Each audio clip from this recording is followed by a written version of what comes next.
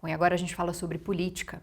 Ontem, o presidente do Senado, Davi Alcolumbre, arquivou a proposta de emenda à Constituição que determinava que deputados e senadores só poderiam ser processados depois de autorização prévia da Câmara ou do Senado.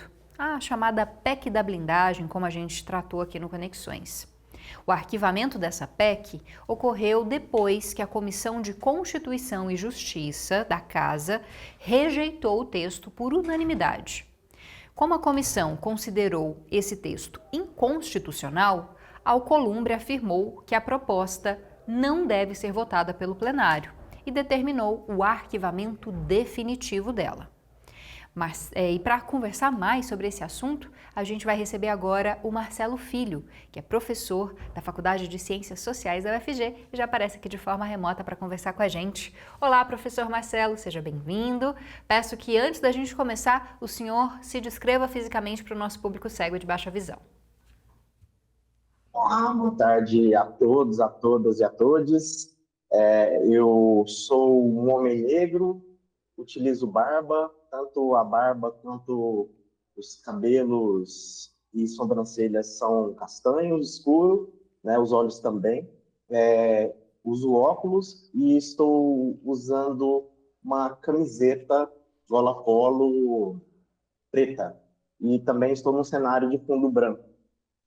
Bom, professor, o que representa o arquivamento dessa PEC? A gente sabe que ela tinha sido aprovada por ampla maioria na Câmara, ia passar pelo Senado, né? Ainda estava nas comissões, passou pela CCJ, foi considerada inconstitucional. Antes disso, houve um forte movimento nas ruas, né? A gente teve aí no domingo, em várias cidades do país, inclusive aqui em Goiânia, milhares de pessoas, né, se dizendo contra essa PEC. Isso foi importante para que essa PEC, por enquanto, tenha sido arquivada, né, já que a gente sabe que podem ser criados outros projetos, né, depois? Bom, acho que a internet do professor deu um probleminha. Não está nos escutando. Bom, a gente vai tentar restabelecer o contato com ele.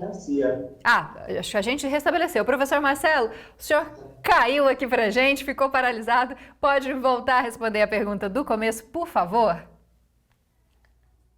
Certo, sem problemas. Isso significa, no fim das contas, que a voz que vem das ruas, né, que vem do povo, ela é relevante, né, para nós salvaguardarmos a nossa democracia. No fim das contas, a defesa da democracia, né, é algo pelo qual nós devemos lutar cotidianamente, né, já que nós apresentamos um histórico, né, de autoritarismo, né, passamos pelo regime militar, então a nossa representação política, através do Congresso, ela, pelo menos em tese, né, ela tem que representar a vontade popular.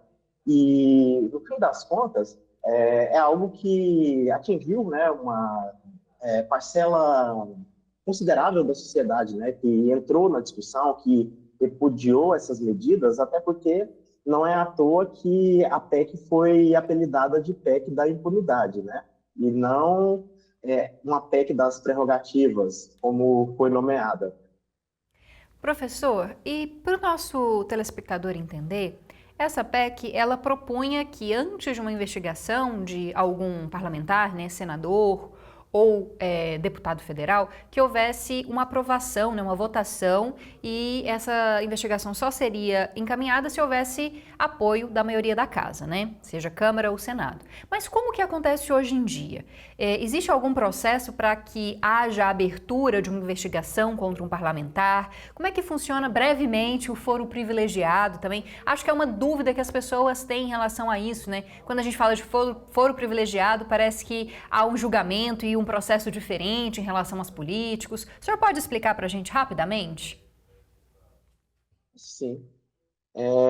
Bom, nível federal, né, os representantes federais, sejam do Congresso, seja a presidência, a vice-presidência da República, o Senado e a Câmara também sendo desmembrados, né, do Congresso, elas devem ser investigadas, conforme a nossa Constituição, né, pelo Supremo Tribunal Federal. É ele que propõe julgamentos e investigações ali, né, que são desempenhados por outros organismos, em relação aos parlamentares por causa do foro privilegiado, né?